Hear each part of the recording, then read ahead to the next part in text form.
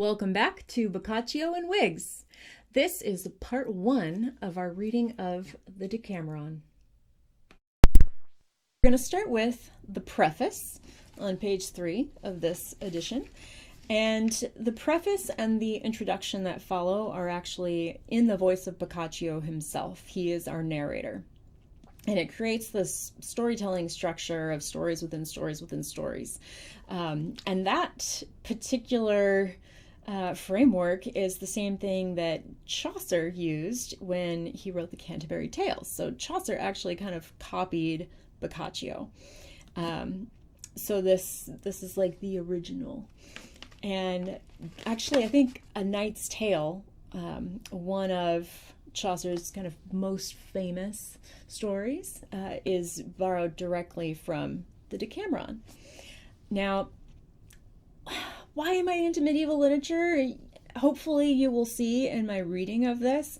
Again, it's so modern, so contemporary. When I was in 8th grade, I had an English teacher who read to us The Miller's Tale, which is Chaucer. And if you haven't read it, go Google it, read the Cliff Notes. It's hilarious. You'll get a side ache from laughing. But maybe not kid appropriate, so keep that in mind. There are a lot of bawdy tales throughout. But I was so floored by the fact that we were actually allowed to read this stuff. And just because it was in Old English and, considered such a classic, it was totally appropriate. And people think it's fancy, but it's not fancy. This is like the everyday person's story. And that's what I loved about it. It actually became really accessible. And that's also why I named my dog Chaucer, because people think, oh, he's so fancy. Oh, what a beautiful dog. Well, and then he licks his butthole. There you go. So I'm going to dive into the preface. And I might share some asides or fun facts, or I might have trouble pronouncing some words. I do not speak Italian, but I'm going to do my best to read this in a way that makes it actually feel pretty relevant to our present day. All right, again, I'm Boccaccio. Here begins the book called the Decameraon, also known as Prince Galeotto, in which 100 tales are contained, told in 10 days by 7 ladies and 3 young men. To have compassion for those who suffer is a human quality which everyone should possess, especially those who have required comfort themselves in the past and have managed to find it in others. Now, if any man ever had need of compassion and appreciated it or derived comfort from it, I am that person. For from my earliest youth until the present time, I have been aflame beyond all measure with a most exalted and noble love, perhaps too much so for my lowly station, if I were to tell about it.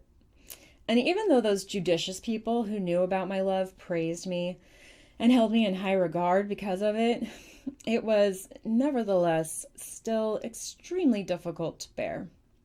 Certainly not because of the cruelty of the lady I loved, but rather because of the overwhelming passion kindled in my mind by my unrestrained desire, which, since it would not allow me to rest content with any acceptable goal, often caused me to suffer more pain than was necessary. In my suffering, the pleasant conversation and the admirable consolation of a friend on a number of occasions gave me much relief. And I am firmly convinced I should now be dead if it had not been for that. Friends for the win. But since he with a capital H, we're talking about God, but since he who is infinite had been pleased to decree by immutable law that all earthly things should come to an end, in other words, we're all going to die, my love, more fervent than any other, a love which no resolution, counsel, public shame, or danger that might result from it could break or bend, diminished by itself in the course of time. Thank goodness. And at present it has left in my mind only that pleasure which it usually retains for those who do not venture so far out on its deep, dark waters. Love is war. And thus, where there once used to be a source of suffering, now that all torment has been removed, there remains only a sense of delight. Thank goodness. But while the pain has ceased, I have not lost the memory of favors already received from those who were touched by my heavy burdens. Nor, I believe, will this memory ever pass, except by death.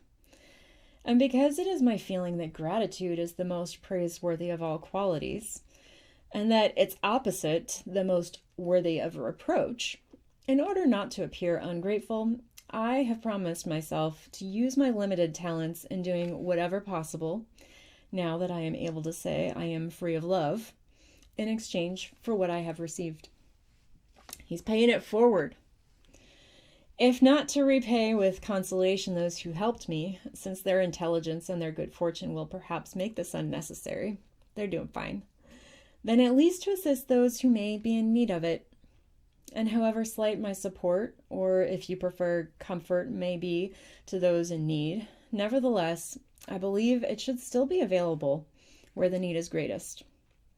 For there it will be the most useful and the most appreciated.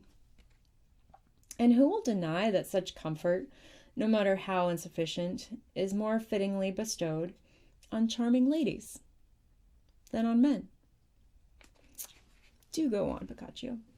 For they, in fear and shame, conceal the hidden flames of love within their delicate breasts, a love far stronger than one which is openly expressed, as those who have felt and suffered this know. And furthermore, restricted by the wishes, whims, and commands of fathers, mothers, brothers, and husbands, they remain most of the time limited to the narrow confines of their bedrooms. He's got a point. Where they sit in apparent idleness, wearing a wig, reading to themselves. Where they sit in apparent idleness, now wishing one thing and now wishing another, turning over in their minds a number of thoughts which cannot always be pleasant ones. True story. And because of these thoughts, if there should arise within their minds a sense of melancholy brought on by burning desire, these ladies will be forced to suffer this terrible pain unless it is replaced by new interests. So we gotta dig up a hobby, y'all. Furthermore, they are less able than men to bear these discomforts. This does not happen to a man who is in love, as we can plainly see. If men are afflicted by melancholy or ponderous thoughts, they have many ways of alleviating or forgetting them. If they wish, they can take a walk and listen to or look at many different things. They can go hawking, hunting, or fishing. They can ride, gamble, or attend to business. Each of these pursuits has the power, either completely or in part, to occupy a man's mind and to remove from it a painful thought, even if only for a brief moment. And so, in one way or another, either consolation follows or the pain becomes less. Therefore, I wish to make up in part for the wrong done by fortune. That's fortune with a capital F. And I think what he's saying is that fortune dealt women kind of the short end of the stick. So, the wrong done by fortune, who is less generous with her support where there is less strength, as we witness in the case of our delicate ladies. I don't know about that part. As support and diversion for those ladies in love. To those others who are not, I leave the needle, spindle, and wool winder.